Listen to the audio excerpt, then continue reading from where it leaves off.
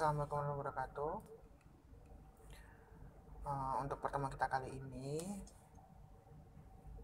kita akan membahas pesawat X-ray dental periapikal. Nah, pesawat dental periapikal ini pertemuan terakhir ya, sebelum nanti kita UTS.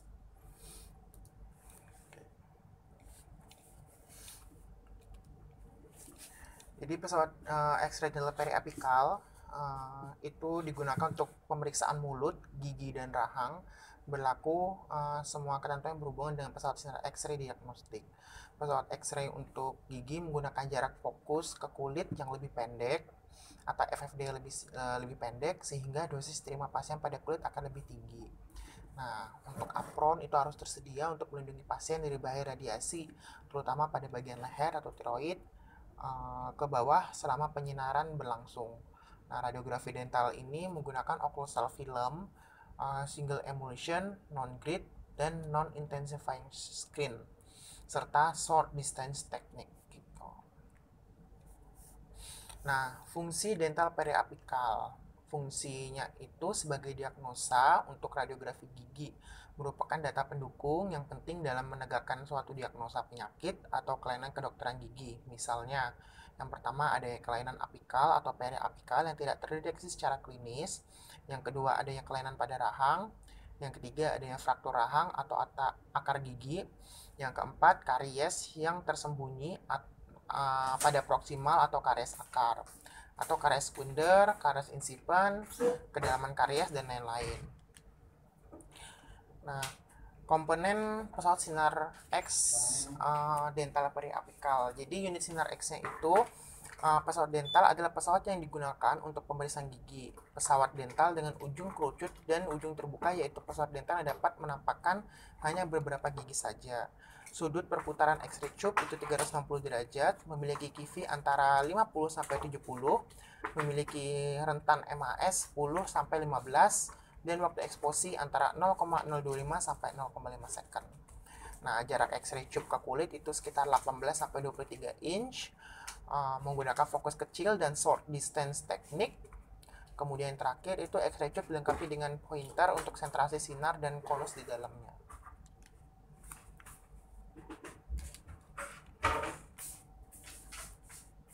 Nah, ini konstruksi tabung sinar X-nya gitu. Jadi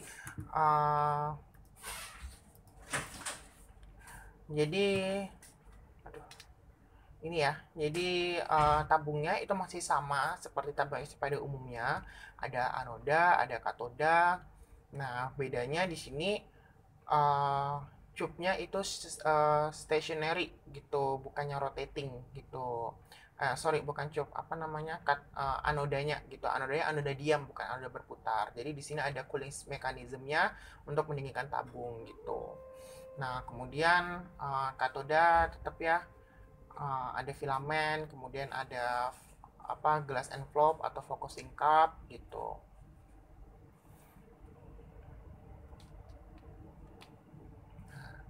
Nah, di sini ada film dental periapikal. Jadi, film gigi yang dimaksud adalah film dental periapikal. Ukurannya itu kecil, cuma 3 x 4 cm, dan juga filmnya film dental occlusion ukuran 6 x 9 cm single emulsion. Nah, ini contoh filmnya ya. Jadi contoh filmnya itu kecil, ukurannya kurang lebih ya nanti diukur aja 3 x 4 itu ya. 3 x 4 itu kira-kira ukurannya kayak foto 3 x 4 mungkin ya. Kayak foto 3 x 4 pas foto gitu. Nah, ukurannya segitu. Selanjutnya ada processing film. Nah, memproses atau mencuci film dental dapat dilakukan dengan menggunakan automatic processing atau manual processing. Cuman kendalanya kalau pakai automatic, karena filmnya ini sangat kecil, biasanya film itu nyangkut di automatic processingnya, sehingga lebih disarankan untuk menggunakan manual processing. Apabila menggunakan manual processing, maka dibutuhkan unit pengering film, yaitu drying cabinet gitu. Jadi tetap di drying ya. Nah, dari yang saya sudah praktek itu untuk dental periapikal itu dia punya ini larutan processing tersendiri gitu, khusus gitu. Jadi dia punya developer dan fixer khusus gitu.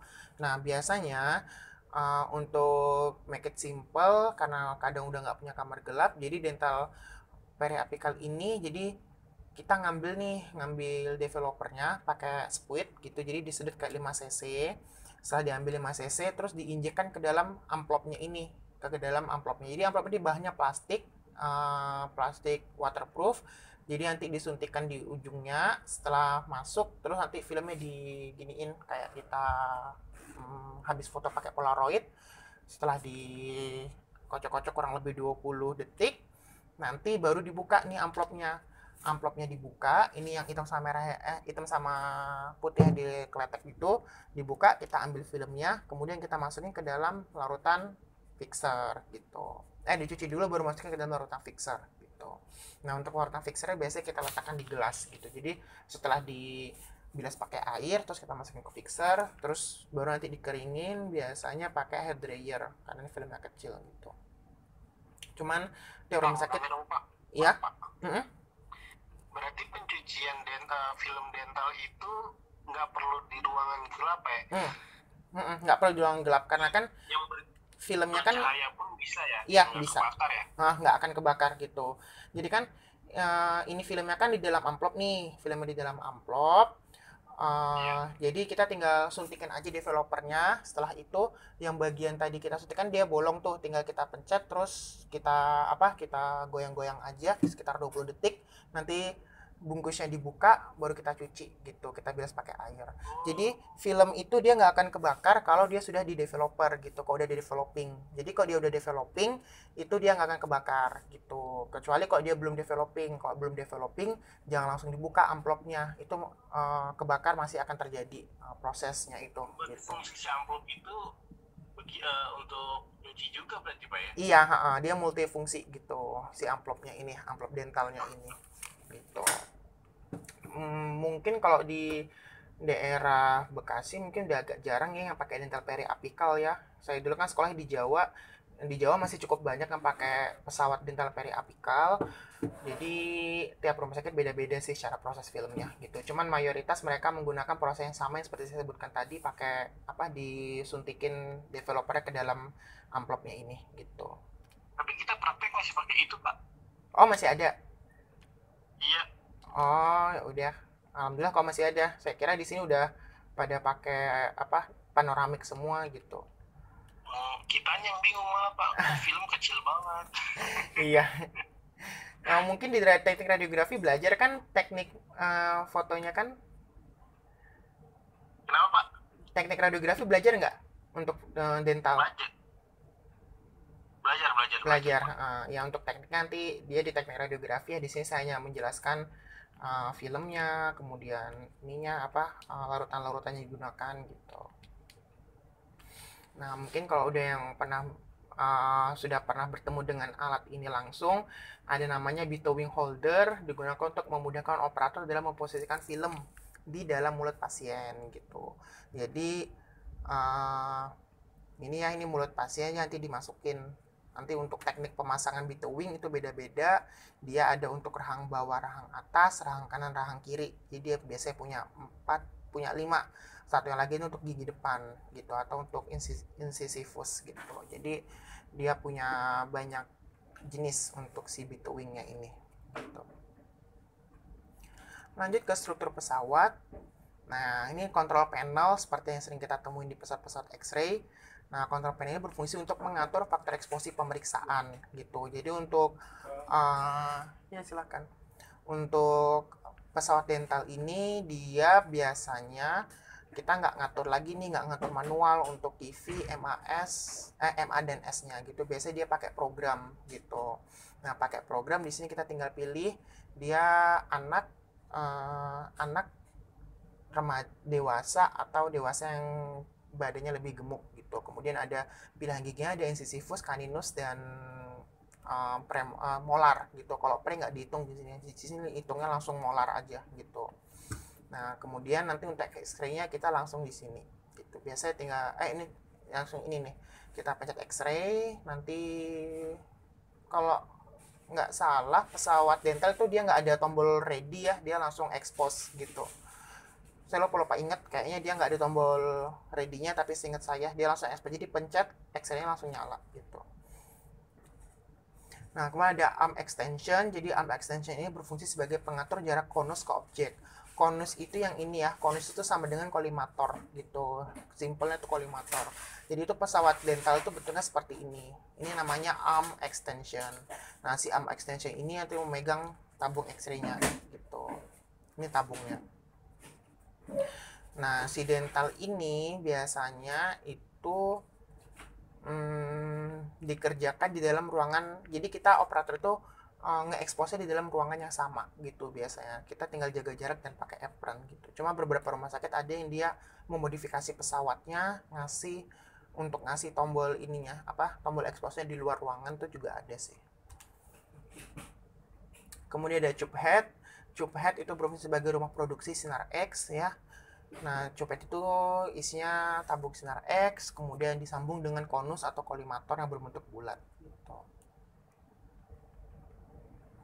Nah, filter dan kolimator. Filter dan kolimator pada pesawat dental bersifat fix, tidak dapat diatur luas lapangan penyinarannya. Beda sama radiografi umum, itu kita bisa ngatur luas lapangannya, berapa setting kita buka, atau sesuai kaset, atau sesuai pasien gitu ya. Nah, untuk dental itu dia fix, nggak bisa dirubah, jadi bentuknya cuma bulat seperti itu aja gitu. Nah, filter dan kolimatornya itu dinamakan konus gitu. Nah, ini filternya itu jadi ada aluminium filter setelah cup, kemudian disambung dengan kolimator atau akhirnya disebut sebagai konus seperti itu. Oke, untuk langkah operasional pesawat itu yang pertama, hubungkan dental unit dengan arus listrik. Kemudian tekan tombol hijau yang terdapat pada pesawat dental sehingga berada pada posisi on. Kemudian pasien diberikan penjelasan mengenai pemeriksaan yang akan dilakukan dan tekankan bahwa pemeriksaan yang akan dilakukan membuat pasien tidak nyaman dan sedikit sakit gitu. Nah, pasien duduk di kursi yang telah disediakan dan diusahakan kepala pasien menempel pada dinding untuk membuat pasien merasa lebih nyaman untuk mencegah pergerakan kepala pasien. Selanjutnya, pasien diminta untuk membuka mulut, lihat bagian gigi yang akan diperiksa. Selalu ingatkan pasien bahwa pemeriksaan yang akan dilakukan dapat membuat pasien tidak nyaman dan merasa sakit. Jadi karena si filmnya itu dimasukkan ke dalam mulut, jadi otomatis ada beberapa pasien yang akan merasa kayak keselak gitu ya, keselak filmnya gitu ada gitu. Jadi kita harus menjelaskan ke pasien gitu. Kemudian memasukkan film dental ke bagian gigi yang akan diperiksa dan minta pasien memegang film dental tersebut dengan bagian gigi yang akan diperiksa. Atur cup tegak lurus film sesuai dengan gigi yang akan diperiksa. Kemudian tengah tombol pengatur besar kecilnya pasien. Terdapat 3 tombol masing-masing untuk pasien kecil, pasien sedang, dan pasien besar. Yang tadi ya body habitusnya ya. Kemudian yang ke-10, tekan tombol pengatur gigi yang akan diperiksa, misalnya sisifus, caninus, atau premolar-molar. Kemudian lakukan exposure. Nah, ini hasil pemeriksaannya. Jadi untuk dental itu tergantung kita mau ngambilnya apa gitu. Misal patologinya itu fraktur pada mahkota giginya. Jadi di sini kita bisa ngambil langsung atas bawah gitu. Cuman di sini akar giginya pasti kepotong karena dia fokus pada mahkota giginya gitu. Nah, sedangkan kalau kita mau ngambil akar gigi, otomatis kita hanya bisa ngambil salah satu sisi atas saja atau sisi bawah saja. Nah, yang ini sisi atas saja gitu. Oke, untuk pertemuan keempat, untuk teorinya cukup sedikit ya. Nanti kita lanjut dengan video. Nah, sebelumnya saya sampaikan di sini ada tugas. Nanti setiap mahasiswa membuat resume materi dental periapikal disertai sketsa tabung sinar X-nya gitu. Jadi kan tiap pesawat ini memiliki tabung yang berbeda-beda ya. Gitu. Jadi nanti perasaan bilangnya semalam mau turun di itu tuh.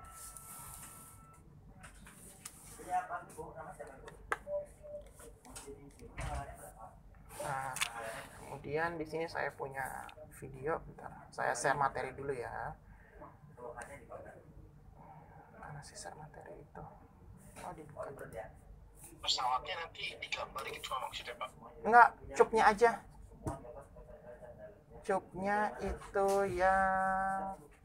Nah, ini cupnya aja, pesawatnya nggak usah.